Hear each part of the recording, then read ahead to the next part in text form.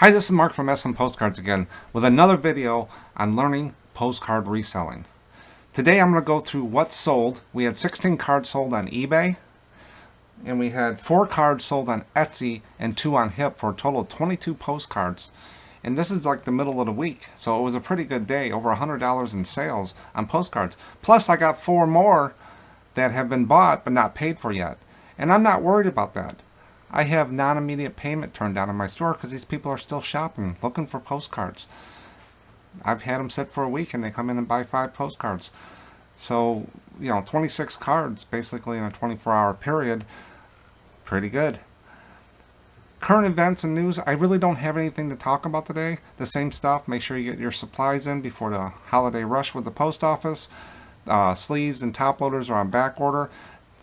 The wholesaler basically said today, I looked on their website, they're out to July of 2022 for postcard sleeves. I also have a special topic today. These are Braille postcards. These are regular postcards that they actually put Braille on for the blind. I have expert opinion on these and some details. So can't wait for the special topic. Then I have a postcard definition. Postcard backed. That's not the back of a postcard, but what do they mean by postcard backed? And then I have about 5 viewer comments at the end of the video to go through and give you a little bit of insights on how I do things and answer the questions from the viewers. So let's go ahead and get into what I sold on eBay. Now there is 22 cards, so I'll spread it throughout the video. So the first card that sold, this is Mission Dolores Basilica. This is a mission in San Francisco, founded as Mission San Francisco in there. So this is the basilica. I have a lot of these missions. They do sit for a while, but they do end up selling over time. But I'll always put the missions up. I don't actively search for them since I have a lot of them, but if they're in the lots, we will put them up. And that sold between $4 and $5. Now this next one was kind of weird. It's Beach Plums in Bloom, Cape Cod, Massachusetts. It's a chrome card. As you can see, it's got some shininess to it, so it's not a white border card, even though it has a white border. Technically, this is not a white border card. It's a chrome card. But these are beach plums. So somebody knows something about beach plums, and they bought the card unposted. Nice solid card stock. Sold between $4 and $5. Next card sold, Louisiana State Capitol at Baton Rouge. Nice air shot of the Capitol. There's the river and there's the air shot. Baton Rouge, unposted chrome card. Not a bad card, sold between $4 and $5. Now remember, when I go through these what's sold, it's not about the dollars or the number of cards, it's the variety. So when you walk into a place or a flea market, or you're going to buy a lot of cards, you go through them, you can see what I've sold. Not guaranteeing that they'll all sell, but you can kind of see the variety of what people are looking for out there. And with the volume I sell, I'm getting a good look at what people are buying, a good spread.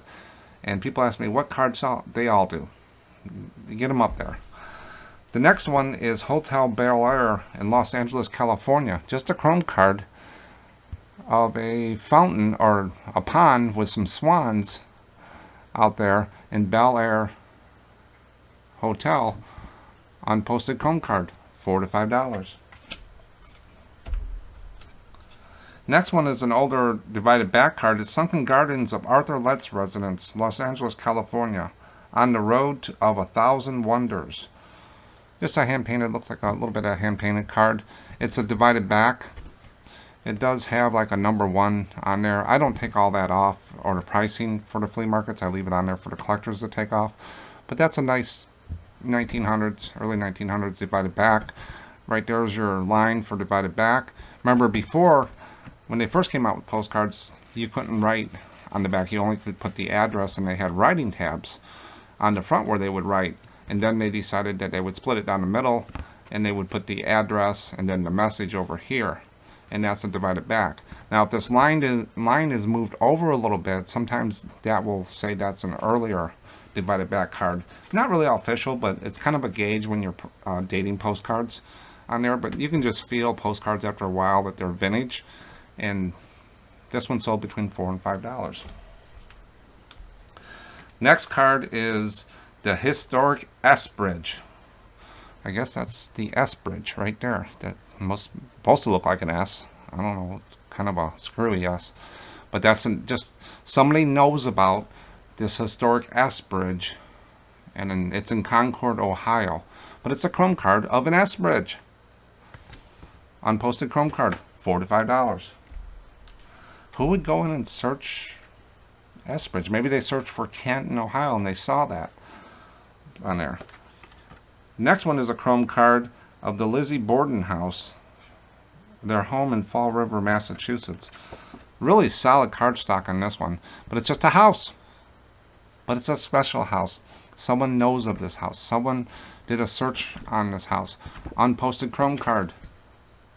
Not a lot of people probably would list this card. It's a house. There's really nothing special about it, but it was special to someone. $4 to $5.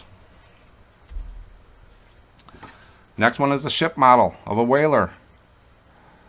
Right there. Just a picture of a ship model. $4 to $5. Chrome card. Unposted. Nice cardstock. Regular Chrome card. Someone likes whalers. This one, swimming pools. I always tell you to pick up swimming pools in hotels. There's a swimming pool. There's people. It's the Edgewater Beach Hotel in Chicago, Illinois. Chrome card. This is a heavy stock card. So they did a really nice job with this one. Unposted Chrome card, $4 to $5. I'll do a few more here, then I'm going to get into the special topic, Braille Postcards. Kind of a different take on things, but I thought it was really cool, and I'll tell you why in a minute. This one is Yosemite National Park, Valley View, Gates of the Valley. Now this has some bleed through from the killer cancel on the back there. When they canceled it, you can notice how it bleeds through there. But that didn't stop them from buying the card. It's just part of the history of the card. Now, if that was really black and messed up the picture, I probably wouldn't post it. Put it in the flea market box. But this was a posted card in 1962 with a 3-cent stamp with Statue of Liberty. But they wrote over here, address here, your cancel up here. And it was canceled in Redondo Beach, California. $4 to $5. Chrome card of some mountains, some valleys in Yosemite. And the last card before I get into the special topic. This one I have a lot of cards and I do sell them. They do take a while. A lot of people wouldn't post them because they're touristy.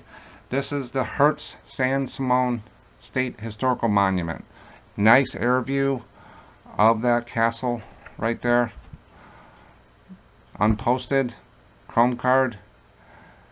And it's in San Simon, California. And I probably destroyed that name.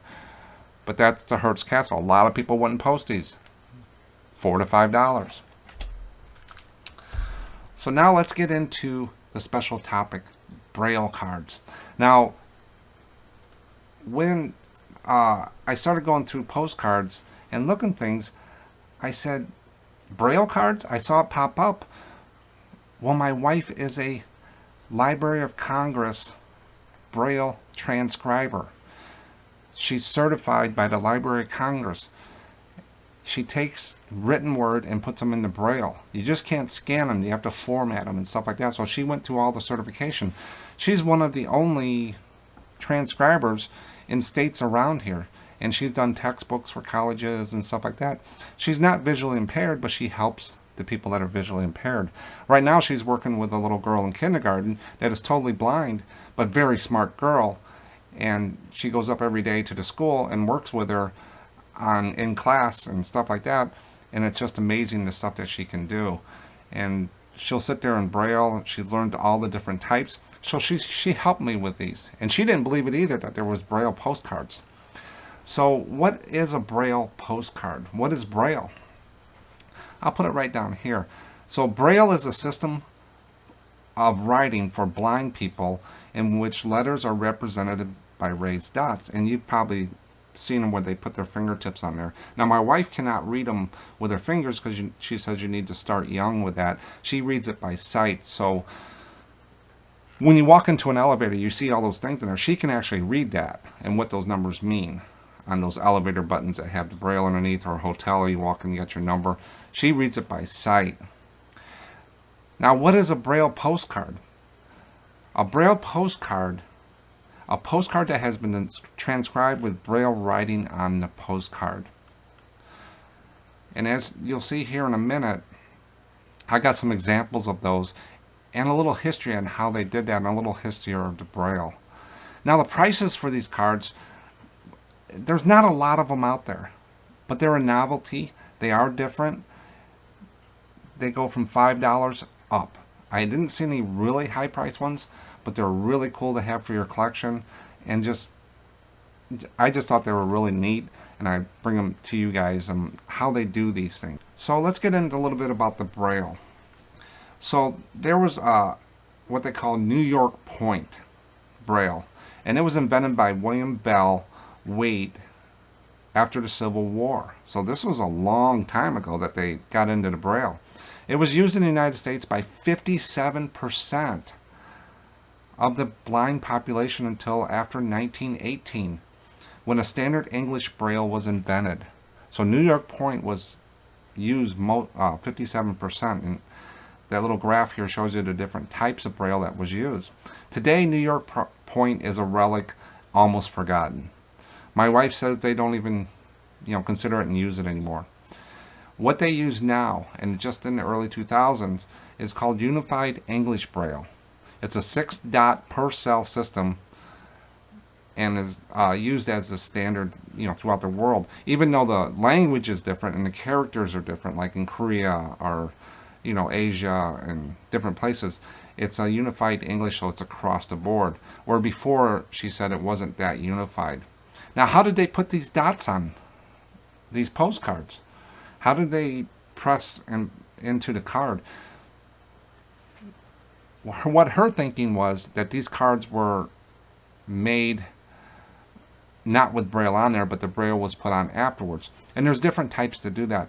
They've used a slate and stylus where they have a little thing they put the card in, and they were able to punch holes in, indent the card, basically embossing the card by hand. But she thinks they probably did it with a kaleidograph or some type of thing, as I show right here. This is a one-handed machine that they used, and it's called a kaleidograph on there. So that's how they put the dots on afterwards. Like I said, my wife is a Library of Congress Nationally Certified Braille transcriber. So she's been through all the tests, all the certifications. It was a long process. It was very difficult. She had to do a lot of things and go through a lot of steps and learn a lot of formatting. And that's the biggest thing about Braille, is formatting. And with these postcards I'm going to show you, these examples here, she actually went through and read these and transcribed them for me and wrote down what they were saying on there. Now, she had difficulty on a few of them because they don't use all the little things that she knows. This is a really older Braille, so she had to think about it, and some of the words didn't make sense to her until she worked on them a little bit. So I want to thank her for doing that. She said they were probably done on a Perkins Braille writer, a 6-key writer, where they punch in the things pretty quick. So it's called a Perkins Braille writer. And like I said, she said that the postcard, the Braille was probably added after the cards. Okay, so now the first two postcard examples I got for you. And I'm going to show you the cards, but I'm also going to put them up here because the front and back, because you can kind of see the Braille that's on the cards a little bit better, probably on the screen than on my camera. But the first two cards were Christmas cards. So this is one, and this is one. Let's go through this one first. This is a divided back card. It was actually 1921. But if you look right here, you can see, you can see that a little bit. That's the Braille that they would put their fingertips on right there. And you can look on the other side where they embossed it through the back there with either with a stylus or a Braille machine. And what this says, by looking at that, it just looked like a bunch of dots embossed on the card to me. But to my wife, what it says Merry Christmas and a Happy New Year from the Ohio Commission for the Blind and its Workers. And this was done in New York Braille in 1921. So that's what it was. She thinks that the Ohio Commission for the Blind is a non-profit group, and that's usually who does these for the visually impaired. But that's the card, and I'll put it up right over here so you can kind of see the Braille on it, on there. And like I said, she can read these from sight on there. But this is a 1921 card, Braille. So you want to look for those when you're looking through things, just to have them, just neat to have. It was a great idea. And the other Braille instructor my wife works with wants to see this too, because she never heard of it either. The next one is the same Christmas, it's a Christmas card with the same, as you can see, this is a vertical card, and it has the Braille going up and down, but she says you read it this way. And you can see the embossing on the side, and I'll put it up over here as well, so you can see the Braille that was put on the card. And this also says Merry Christmas and a Happy New Year from the Ohio Commission for the Blind and its workers. And this was done in New York Braille as well, which was at one that was used 50% of the time, 57% of the time. The next examples I got are a little different ones. They're not Christmas. And this was done in a very old style of Braille called Grade 1 Braille. It's called British Braille. How does she know this stuff? This is right down here. This card has a little thing right down at the bottom. You see it right there. That's where the Braille was put on this card. And if you look on this side, you can see where it's embossed, and I'll put it up over here as well. Now what this one is, it's Eagle Rock Pride's Summer Estate of Henry Clay Fick, a Pittsburgh house, and the house was torn down in 1969. She just didn't read the Braille. She actually went out and did some research because she was interested in what this house was, and she found some information on it. So maybe I can use her in the future on researching cards. Maybe she'll get into liking it. Never know. But this house was torn down, but they actually, someone sent this postcard, and they put Braille on the bottom, and what it says is Eagle Rock Prides is what this one says. The next card is St. Stephen's Church, Lynn, Massachusetts. It's a black and white halftone card. It's an undivided back, and this was actually posted in 1905. So this was British Braille, which is a really old style of Braille, not used anymore, Grade 1 Braille. And they put it right down at the bottom, and it just says St. Stephen's Church, Lynn, Massachusetts. Now she had a hard time with this one because there are certain characters or dots or formatting that she's used to, and she's never seen this old of a Grade 1 Braille. So she did some research and figured it out. But that's what she says it probably says, and I'll put it up over here so you can see it as well. But so when you're out looking through the boxes, this is something else you can look for, is Braille postcards, and I would definitely put that into your title. You might get a couple extra dollars for them, but they are unique. They're special. I think it's a great thing for the visually impaired. And if you see them, buy them, sell them, keep them, or whatever. Braille postcards. Who knew? Okay, now let me finish up the eBay cards that sold, and then I'll get into the term. There's a postcard backed. What does that mean? I'll tell you in a minute. The next card that sold on eBay was, there's a little writing, very faint, as you can see it right there. This is Mount Teplis or whatever, but sometimes you can't see it. When you get a card that has no writing on the back or what it is, make sure you look really deep into the corners.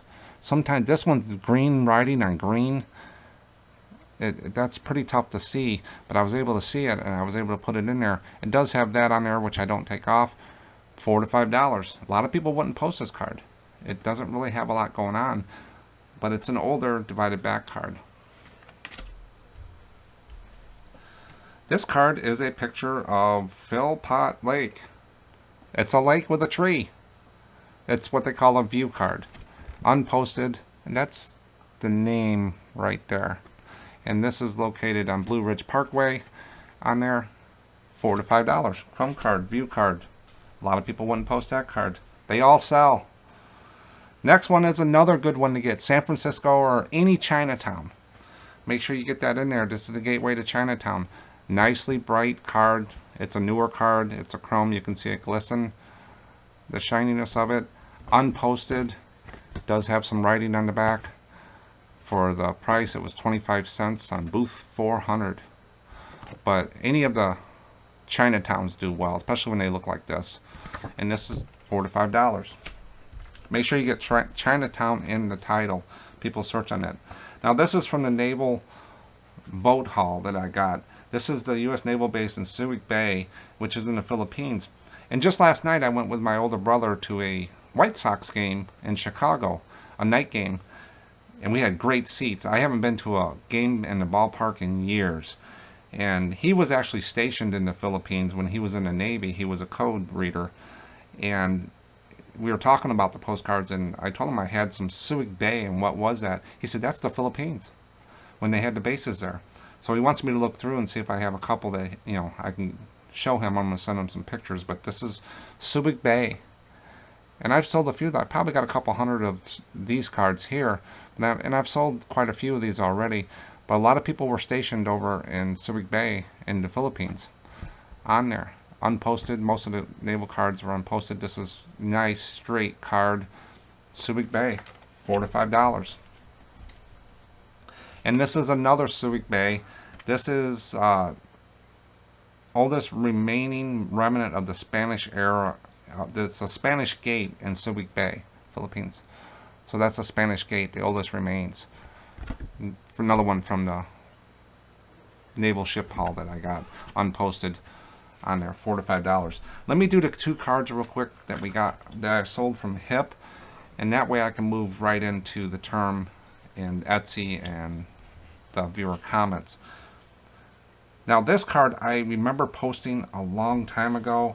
It's got a number on there, inventory number of 7728. And during the viewer comments, one of the comments is, do you ever inventory your postcards? I'm going to show you what I do. Real easy to do. But this card is a divided back, hand painted. It's basically I am just leaving. So it's two people kissing in the back of a train car right there.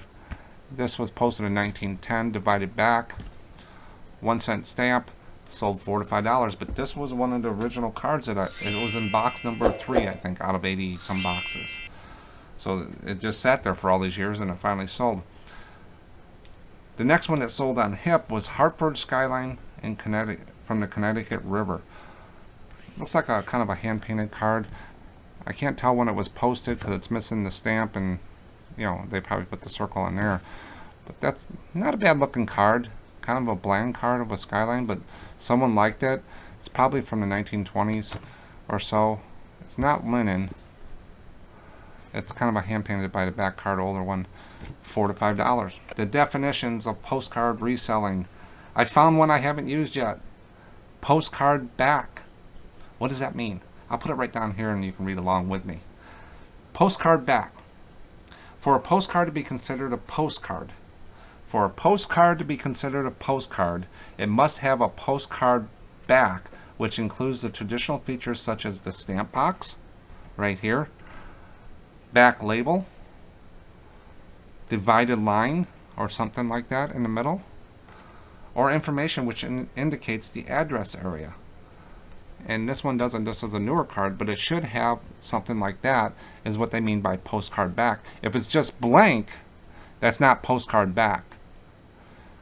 So postcard back has a stamp box, place for the address, a line, and a message. And a lot of times they'll say message, address, line, and then it usually says postcard.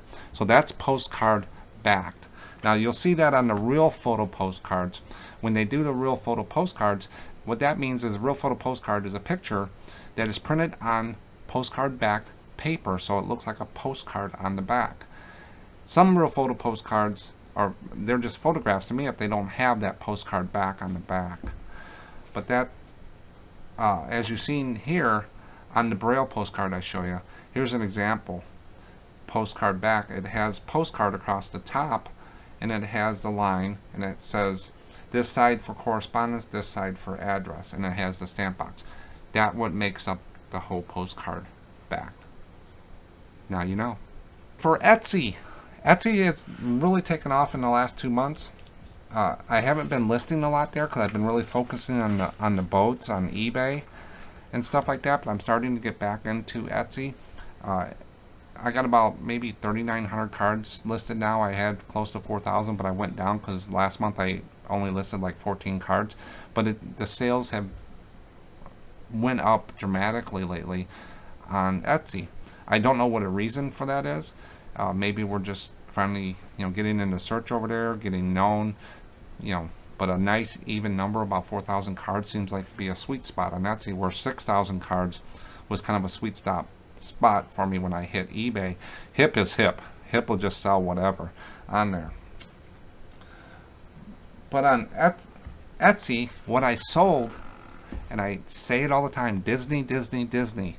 This is a Disney card, Tomorrowland. Right there, just a Chrome card. $8.45 I got for this card. A Chrome card of Disneyland, Anaheim, California. $8.45. Next one, Mark Twain, Rivers America, Disneyland. Right there, Disney. $8.45, not $4.45. I got $8.45 for that card. And the next one here is Magic Kingdom, Sleeping Beauty's Castle, Fantasyland, $8.45. So 3 cards, $30 sale on Disney's. Pick up the Disney cards. They sell. Not the big jumbo ones, the newer ones and stuff like that. And I did sell 4 cards on Etsy. So here's the next one. It's a Showboat Majestic. It's not Disney, but that's why it sold. It's got the blue. It's got writing on the boat. Someone knows about this Showboat. So this sold for $4 to $5. So on Etsy, we did probably $40 in sales. Hip did about $10. eBay had 16 cards. So over $100 in sales basically between all the 3 sites on postcards in the middle of a week. They sold. You never know. Maybe tomorrow I'll sell 1 card. Tomorrow I'm going to sell 30 cards.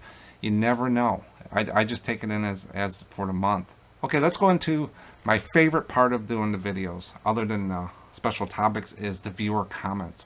Now, where I get these comments from, I get them in email, I get them Facebook, I get them all over the place, but a lot of them come from the viewer comments, and these are comments from you, from people that want to ask me questions.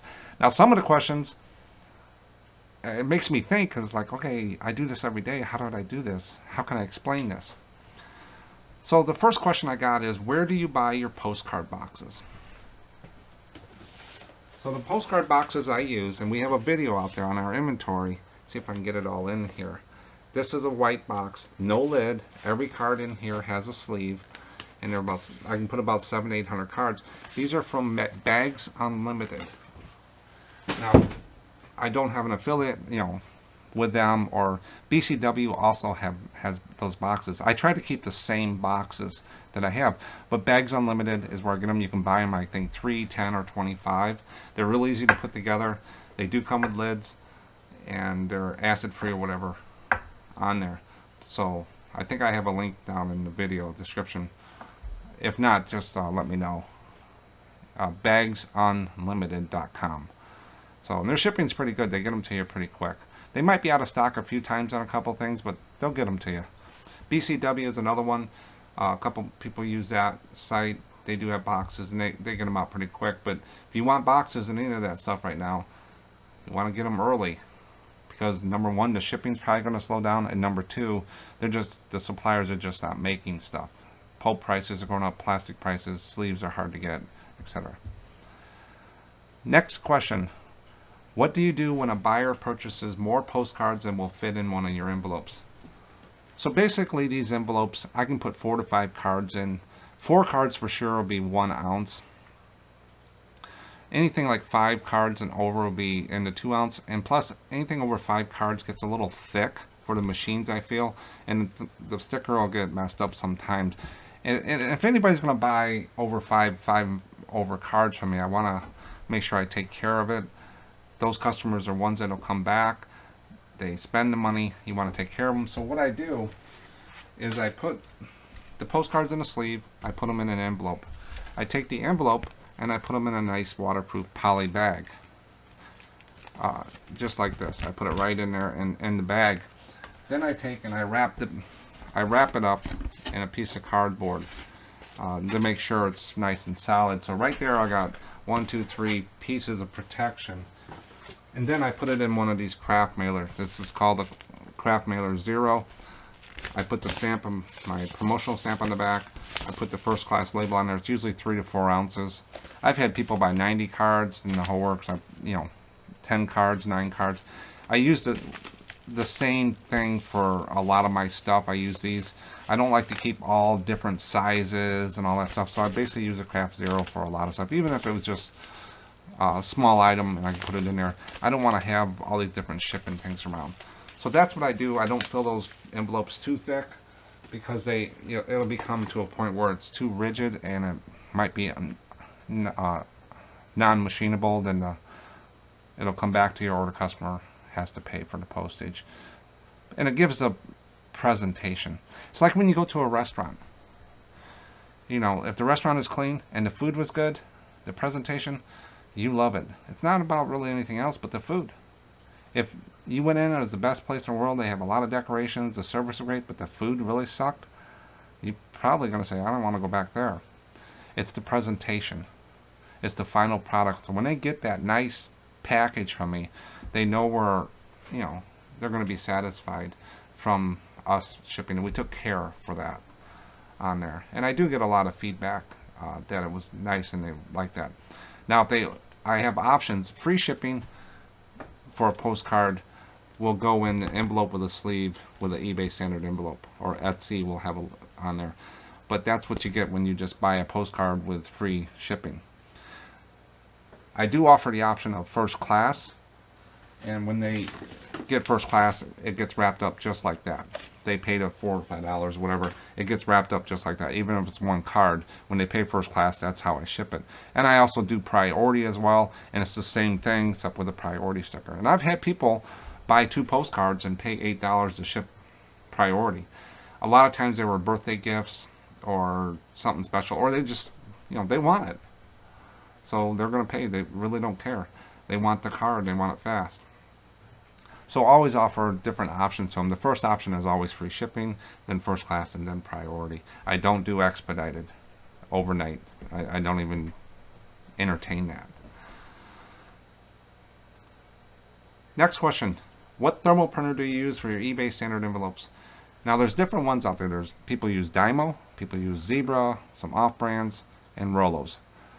I use a Rollo. That was the first one I bought. It's been a workhorse for me. A lot of people like the Zebras, Dymo. I'm not tied to technology. If this Rollo dies and I got a good deal on the Zebra and I know it works, or Dymo and it works, I use Dymos, they work fine. But I use a Rollo thermal printer with the Rollo labels. Everything works fine, 4x6, and it prints out. If you don't have a thermal printer, put that on your list for the eBay standard envelopes in your packages. It's such a time saver. If you're still cutting out labels on your printer, it's 2021 going into 2022. Move to a thermal printer. Save up for it. You can find them used on eBay sometimes. Well, they go fast, but you can find them at Staples, maybe on sale here and there. But thermal printers, everybody says, no, I'm not going to do that. I'm going to keep doing it the way I want. But once they go to a thermal printer, how did I ever not use one of these? It's really a time saver. It really is. So give it a try. It really works. But I use a Rollo thermal printer with thermal labels, 4x6. Next question. Do you use a phone or a PC to list? I am 100% listing on a PC. I do not list on a phone. I just hear different things about people saying this features are not on the phone, this feature is on the PC. I'm a technical guy. My background for 30 years is working with applications and stuff. Applications for PCs have a lot of room to put a lot of features. They have a finite amount of space on a phone. So you're not going to get every feature. They just can't put it on there. There's just not enough room for the experience. So I start listing on PC, I stay on a PC. I can do it a lot faster on a PC. Now, just because I do that doesn't mean I'm pushing that opinion on other people. Some people are just great with phones. They got a phone this big. My phone is just a blue waterproof case. This is an iPhone 8. It's not one of the real big ones. I'm not carrying around a laptop. I use my phone to correspond and do some things, but I don't use it to list. I have an iPad. I don't use that to list. I've made some revisions once in a while, real quick ones if I was out and something, I screwed something up in a listing like that, but I try not to do much on the phone at all. It's just a personal preference. I'm not saying forcing anybody to say go, you have to use a PC because I don't trust it. No, it just how you do it. You know, pick what you want to do and stick with it. If you like the phone, stick with it. If you like the iPad, stick with it. You know, if you like your Chromebook, stick with it. If you like the PC, stick with it. Whatever gets you the first 1,000 cards up. I recommend everybody get your first 1,000 cards up there. Don't have to be the most expensive cards. Just list postcards. Look at the ones I'm selling here and get your first 1,000 cards up there. Get your supplies set up. Get your scanner, you know, and get a cash flow coming in. Then take your time to get the other one. But do your first 1,000 cards, and you're going to see a nice. Should see some cards selling when you start pushing there. Next question. Do you ever inventory your postcards? So right now with this naval boat haul, between Etsy, Hip, and eBay, we have over 25,000 listings. If you do the math, it would take forever to start and finish to inventory all the postcards. It's just not feasible. It's not worth the time. It's just not feasible. You'll put yourself in an insane asylum trying to do that. So how do I do it? I'm going to show you a little trick. Now this is what I do. Doesn't mean you have to do it. So I call it the red card check, red card inventory.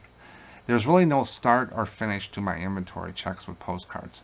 I needed to know, I've heard out there that some listings will fall off, eBay takes them down, or whatever. So I need to go through systematically and check that all my listings stay up there, because I don't want to have cards that I listed and here that are not listed. So So what I do is I have a red card in my box, and I'll take this red card, and when I got time, done listing, watching a movie or something in my office, I'll take maybe another 20 cards, and I'll check to make sure they were in my inventory list on my spreadsheet, and also that they're listed, and I have the card in the box. And I just keep moving that red card to the next stack. So I might do 50 cards one day, don't do any for a couple days, and I'll go in and do 10 cards. I just keep moving that red card forward in the boxes. So like this card here, if I wanted to do these cards up to here today, just to do an inventory, then when I'm done, I'll move that red card up to here. And I'll just keep working through it. So over time, it'll go through the whole system. It might take a year, but you know what? It'll just keep working around. There's really not a start or an end to my inventory checks with postcards because there's so much quantity. Now with my toy store, I do a couple boxes every week. Before, when I had 2,000 items, but now since I downsized, about every 3 months I'll go through a rack and just make sure everything's there. Then the next 3 months I'll make sure everything's there compared to the listings. Have I ever found anything that fell off of eBay? No. I hear that a lot, but I've never seen that yet with mine. Is that because people, I don't know why that happens, but I've heard it many times, so I do believe it. There is something there. But you want to check your inventory every so often. And I figured I'm not going to sit here for 10 weeks and inventory every card. I'm just going to do it systematically when I got time, when I feel like it. And I have that red card, and I just keep moving it through the system. Have I found any missing yet? Nope. I went through years ago in box 1, 2, or 3. I'm up to like box 4. Every card that's in that box has been on eBay on my inventory sheet. There was no adjustments I needed to do. So I haven't lost any listings from years ago. So they're not falling off for me. I haven't found any of those yet. And I have to check Etsy as well, and that's what that red card does, is when I get through there, if I don't find an eBay, I check Etsy. And it's either on one or the other. And that's how I do the inventory. Now, if you really want to see on our inventory process what we do, check this video out right here. And it's one of the earlier videos, but it walks you through how we do the labels on the cards and stuff like that. Every postcard seller is going to go through an inventory change at some point. This is how we do it. Might give you some ideas. Check that video out. That's all I got for today. Thanks for watching, and we'll catch you on the next one.